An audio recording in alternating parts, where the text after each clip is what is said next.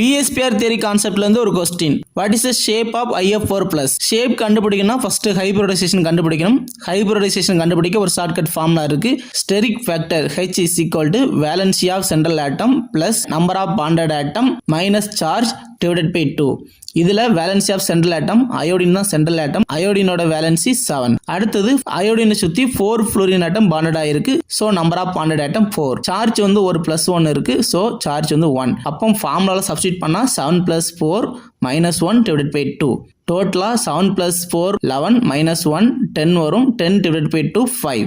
அப்ப steric factor 5. 5 இருந்துச்சுன்னா trigonal 5 pyramidal geometry. எத்தனை லோன் பேர் இருக்கு அப்படின்னு நம்ம கண்டுபிடிக்கணும். டோட்டல் ஸ்டெரிக் ஃபேக்டர் வந்து 5 இருக்குது. So 5 minus number of bonded atom. Number of bonded atom 4 இருக்கு. சோ 5 - 4 1. 1 லோன் பேர் பிரசன்ட் ஆயிருக்கு. ட்ரைகோனல் 5 பிரமிடல்ல 2 டிஃபரண்ட் பாண்ட் ஆங்கிள் இருக்கும். 1 90 டிகிரி, 1 120 டிகிரி.